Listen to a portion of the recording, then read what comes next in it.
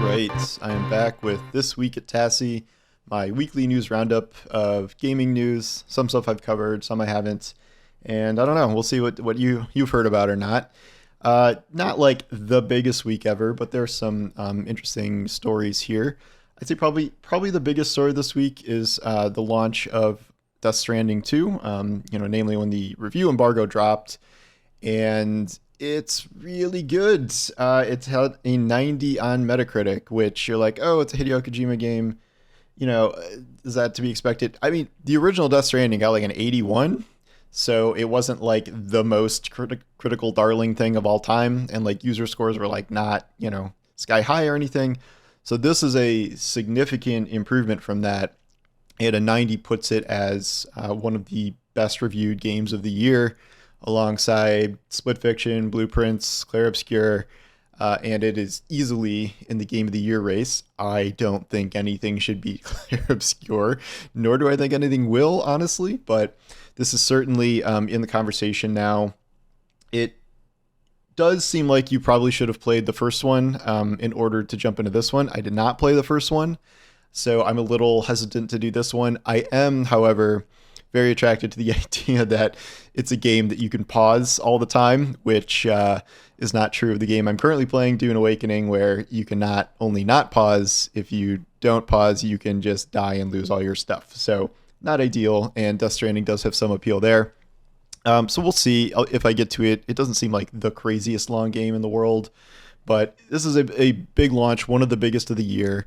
I was just bitching about how PS5 hasn't had like enough good exclusive this year, or not this year, this generation. Well, here you go. Here's one. So that was a really stellar debut. I'm very curious how much attention it gets kind of when it's more out in the wild and spreading around and more people are playing it, and how long it will kind of stay in the conversation. One thing I've been seeing passed around a lot is looks at just how insane these graphics are. It's, even on a normal PS5, much less a Pro, it just looks fantastic, just absolutely stunning. I feel like we do this every 6 months or so, but like probably the most photorealistic graphics I've seen, up there in Hellblade 2 style or whatever. I've seen some people compare it to Grand Theft Auto 6, and they're like, wow, it's even better than Grand Theft Auto 6. It's like, okay, well, this is a much different type of game than Grand Theft Auto 6, which has like a million NPCs and whatever. That's not really comparable. So no shade to GTA 6 there, but really, really impressive game. And we will see what it, how it kind of shakes out over the course of the year. Even if it doesn't win Game of the Year, like whatever, it's a great Hideo Kojima game where how often do we get those? Not very often. And really cool cast this time around. You got Elle Fanning and people like that. So yeah, we'll see if I check it out. Probably it'll go in my backlog, but I don't have like too many games I'm like crazy excited about to come. My number one is Borderlands 4. I'll get to that in a minute. Before that, though, there's a kind of more serious story about Xbox where this hasn't happened yet, at least not at the time I'm recording this, but there are supposed to be imminent layoffs at Xbox, like really, really big layoffs. That has been the report from Jason Schreier, and I think confirmed by a couple other people, where we knew that big Microsoft layoffs were coming, but a huge portion of this seems to be targeted at Xbox directly. There are rumors that every studio could be impacted to some degree. There are rumors that entire studios may close. Turn 10 of Forza Motorsports is brought up a couple of times. That may be on the cutting room floor. That would suck. Obviously, I mean, any studio closure would suck, but I'm certainly curious about, Microsoft's bought so many studios, big and small at this point, that, I'm wondering what actually may be shut down here. And then they've done super, I don't want to say wacky, stupid things like, cutting Hi-Fi Rush and that studio. So, they're kind of unpredictable when it comes to this kind of thing, but it's not going to be good. Not going to be good at all. And that has not happened. It was supposed to happen this week, I think. And like, even if it's not, I don't know, maybe they're waiting till 5 p.m. on a Friday, but it's going to be bad.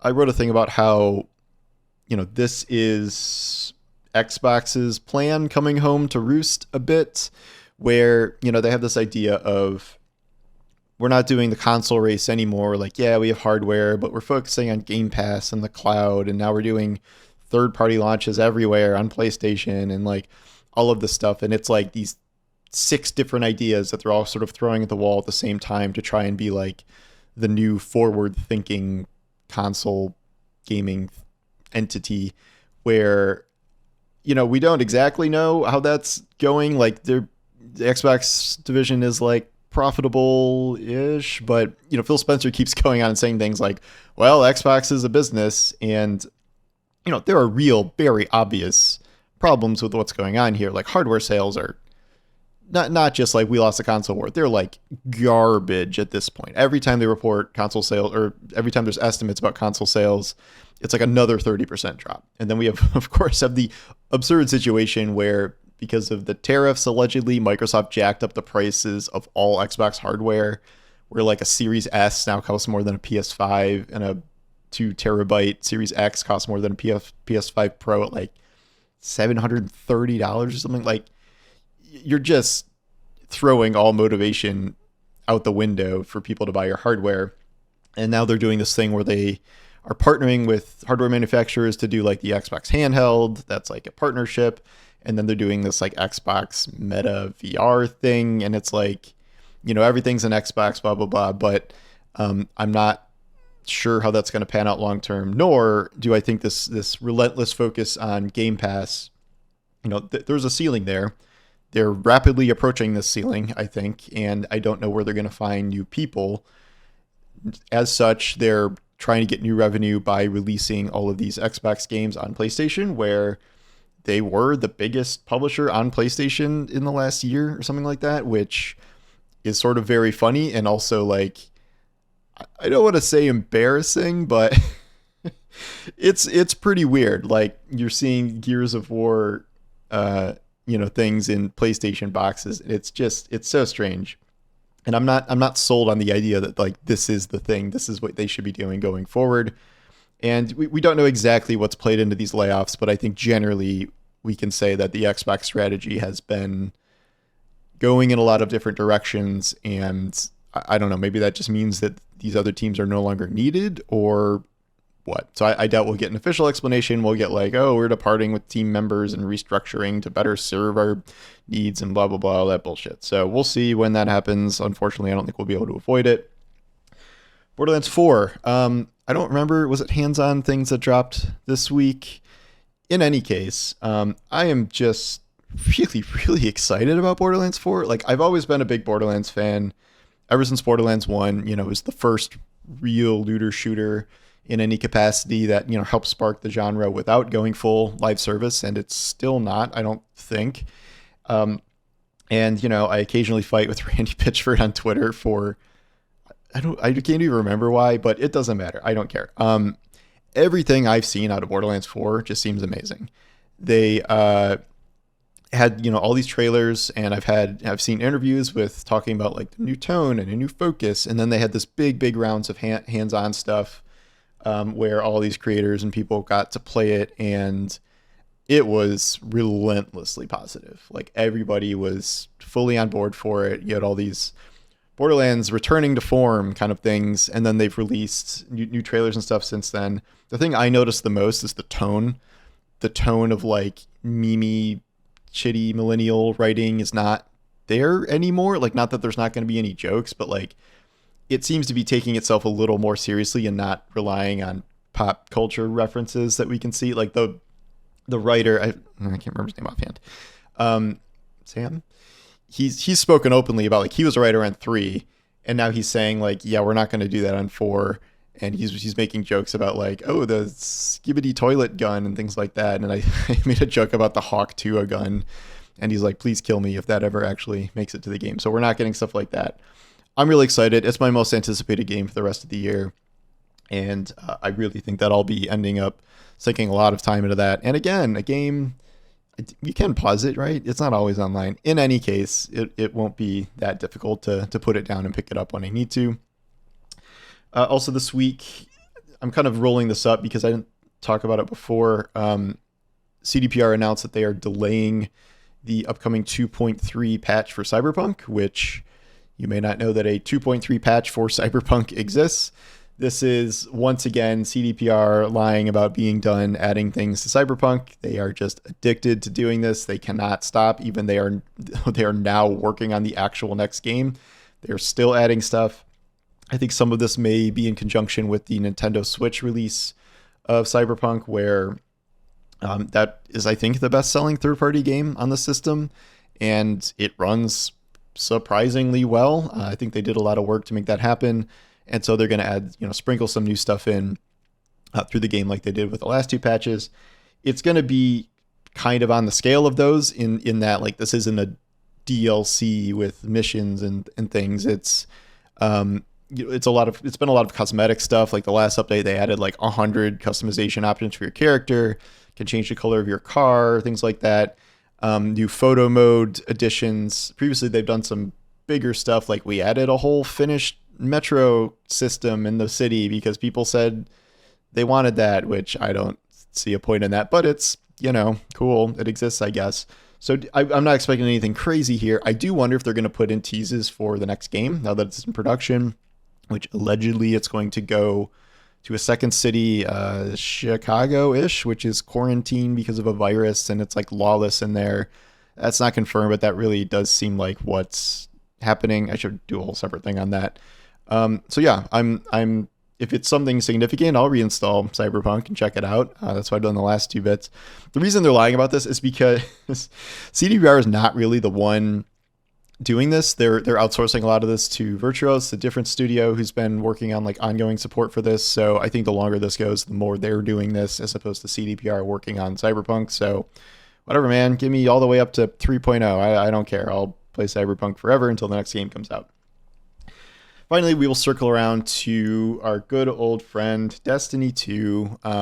Certainly not the biggest news story of the week in the general gaming public, but for our little group here, there was a live stream that was about the Edge of Fate, or supposed to be about the Edge of Fate, and now we've sort of drifted into this very weird scenario where it feels like all Bungie wants to talk about are these big system overhauls like Armor 3.0 and the new tier weapon and armor system, and like all these balance changes, like really normal sandbox stuff, and they don't really want to reveal anything about the Edge of Fate.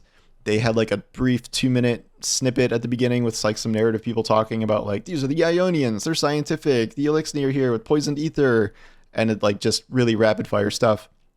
It's just weird that we know practically nothing about the actual content of the actual expansion that you are actually paying for. Just very, very little. I wrote a whole thing about this today where like they said that these smaller expansions were going to be like on the scale of Rise of Iron.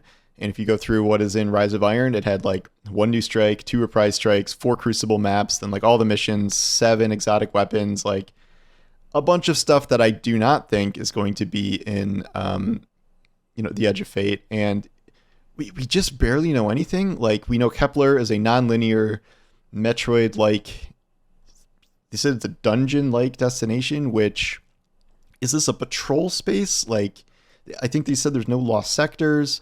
We haven't heard anything about a strike. We definitely are not getting new Crucible maps. We know some of the exotics. We know we're getting a raid, so at least that's happening. But we know so little. And some people are saying, I don't even think they've said there's a new seasonal activity. And like when they're demoing stuff, it's like in the portal and you're playing Savathûn's Spire and stuff. Like, it's just so strange. People are saying like, oh, well, they're hiding things. They want to keep things under wraps. I don't buy that. I don't think so.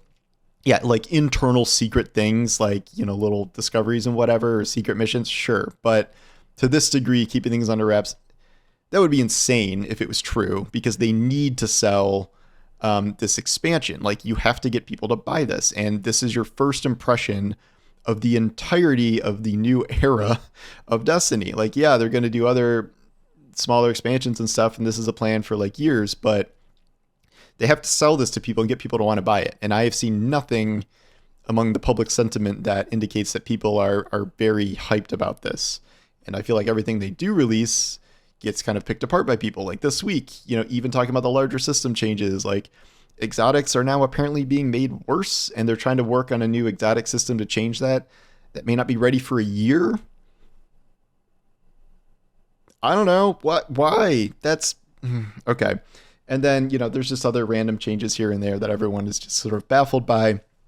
But like fundamentally, we just don't know that much about this expansion. And there's a couple more streams.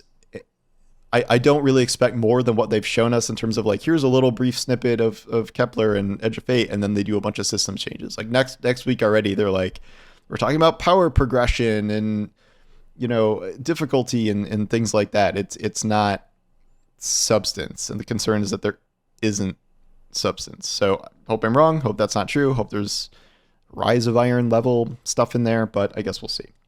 So anyway, those are the 5 stories that stuck out to me. So thank you for watching, and I'll talk to you soon. Take care.